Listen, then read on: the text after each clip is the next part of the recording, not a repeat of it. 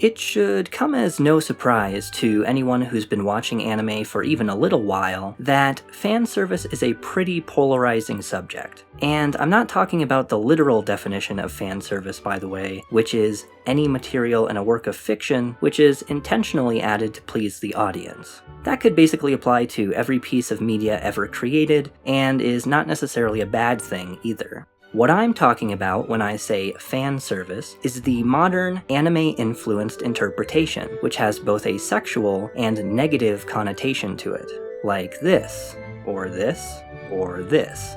But the argument isn't as black and white as fan service should exist or fan service should not exist. A lot of it is pretty contextual. For example, an anime like To Love Ru shouldn't be berated for containing fan service, because that's the entire point of the show in the first place. It'd be like criticizing Naruto for having action, right? You can't justify a criticism like that. But where fan service justifiably gets polarizing is when it shows up where it not only doesn't seem to have a purpose, but actually detracts from the main narrative purpose of a scene. In these cases, it can take the viewer's focus away from the main point of the action or dialogue by trying to entice them with something it hopes will keep them watching, or perhaps just sell more Blu-rays. This can often come across as an insult to the viewer's intelligence, or as the show doubting its own quality by turning to cheap thrills as an alternative to keep viewers interested.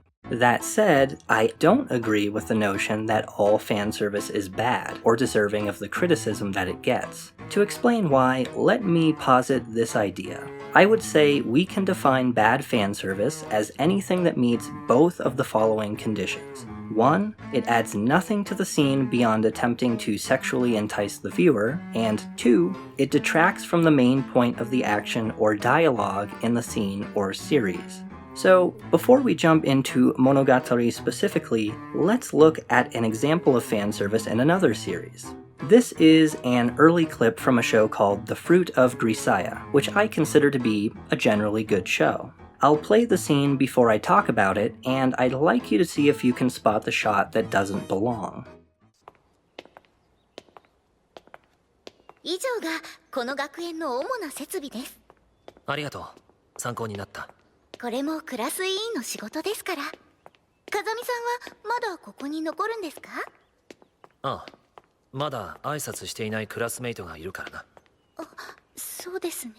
So, it was almost a perfectly normal scene, apart from the rather interesting shot right here in the beginning. I like female butts as much as the next guy, or jolly gal, but frankly, this shot looks entirely out of place. It meets point 1 because it doesn't add anything to the scene apart from attempting to sexually entice the viewer, and it meets point 2 because it detracts from the main point of the scene by introducing it in a way that is neither narratively nor cinematically consistent. I would consider this to be bad fan service. So, how does Monogatari handle fan service? I want to talk about a scene from Baki Monogatari episode 2. I'm going to go in depth on explaining the context of the fan service here in the hopes that viewers will be able to take these concepts, which are consistent throughout the series, and apply it to other scenes in Monogatari as well. For starters, the most important concept to understand about how Monogatari handles not only fan service, but anime tropes and cliches in general, is that the satire is rarely entirely clear until later in the scene or series. Senjougahara starts as a typical tsundere, but then we learn the circumstances that changed her to make her act this way, and finally, the trope is subverted when she accepts herself and her personality starts to go back to how it was. Nadeko starts as a typical moe girl, but then we learn the circumstances that cause her to act this way. And finally, the trope is subverted when her true personality and feelings are allowed to reign free.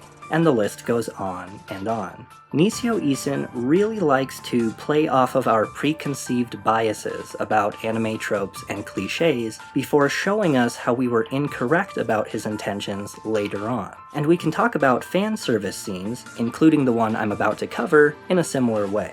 In classic Monogatari fashion, there isn't only one way to view this scene. To understand the satire and reasoning behind the scene, we need to understand why it's justifiable, both contextually, as well as in how the fan service is actually presented. Let's jump straight in with the presentation, which is a lot more straightforward. Notice how, at first, Araragi reacts embarrassedly, as we might expect, averting his eyes from Senjougahara, who is unabashedly bearing herself in front of him, as indicated visually by various fan service-esque shots. We see these shots because this is the focus of the conversation, as well as the perception that Senjougahara wants. Here, Senjougahara is talking about not wanting to wear a towel in her own house. Here, she's talking about finding clothes to wear, and whether or not Araragi prefers patterned underwear. She wants him to look at her, and when he won't, tricks him by saying it's okay to turn around. And then finally, the really interesting line that I want you to take note of, Senjougahara says, and when he doesn't reply, this isn't just Senjougahara talking to Araragi, it's Nisio talking to us. More on that in a second. So, after this, the two have a bit of banter about virginity, before you'll notice an interesting perspective shift. Senjougahara puts on a shirt, and the conversation shifts from sexuality to Hanekawa. As she's wearing her clothes, the conversation continues to be about Hanekawa, and even as she takes off her clothes again, the camera remains fairly tame, keeping its distance and not focusing on the sensitive female bits because they're talking about other subjects. This goes on until this shot, when Senjougahara again brings up patterns, a throwback to asking about whether Araragi liked pattern underwear earlier in the scene, but this time with regards to something he'd said earlier about the moon. And as she puts on her shirt again, that dialogue continues, completely unrelated to Senjougahara's body or her underwear. Now, here comes the real kicker. I want you to notice two things. First, that the choreography thus far has been a lot of Araragi moving away from the naked Senjougahara. Second, remember what I said before about Araragi being a stand-in for us as readers and viewers, while Nisio comments on the situation through Senjougahara. During this final part of the scene, Araragi asks the sarcastic question that we are all asking subconsciously. お前、実は自慢の肉体を僕に見せびらかしたいだけなのか？自慢の肉体だなんてそんなにうぬぼれていないわ。服を着るのは得意じゃないの。And look at Araragi's reaction of surprise.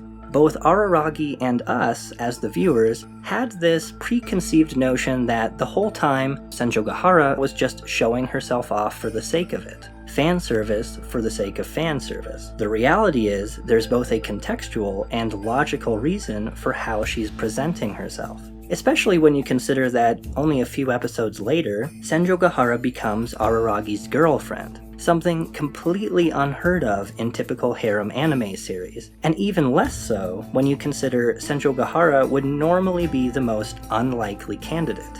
And it's also after Senjougahara admits to this weakness that she walks right up to Araragi, still naked, and he just sits there and looks her straight in the eyes. Throughout the rest of the scene, he's no longer moving away from her. Her nakedness is no longer something shameful or embarrassing. It's just a weakness she is struggling to overcome. From here, neither the conversation nor the camera ever shifts back to Senjougahara's nude form. And in the end, when we see Senjougahara put on her full set of clothes, she smiles and says, もしも全てがうまくいったら、北海道へカニを食べに行きましょう。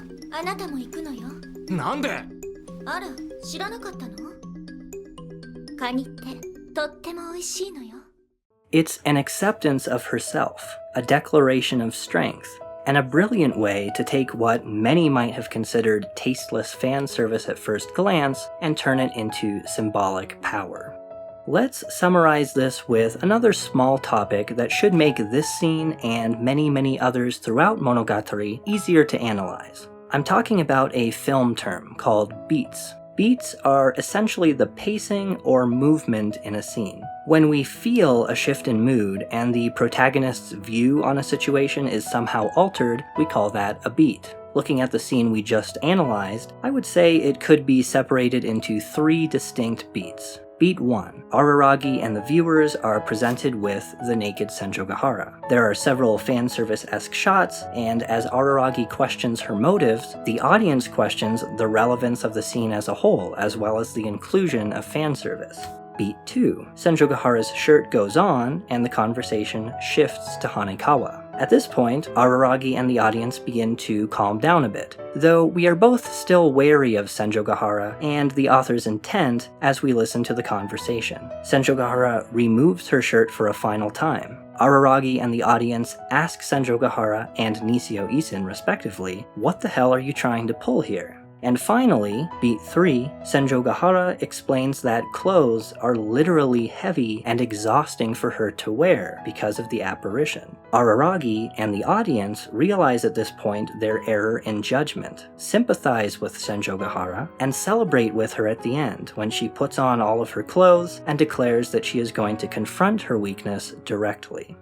Granted, while it was probably easier for light novel readers, many of us viewers did not originally catch on to what was actually happening in that scene, myself included. But this is what makes the satire and Monogatari so great, in my opinion. Going back to rewatch Bake and Nisei has given me an incredible new perspective on not only anime, but media in general. Tropes and cliches don't always have to be a result of lazy writing. They can also be used in creative and powerful ways, by playing off of our preconceived notions about them. Well, I'm going to end it here for now because the second half of this series is going to tackle Nisei Monogatari, and properly explaining that one can be a bit of a doozy. But I'll do my best to explain my take on it in the next video. Take care, and thanks for watching.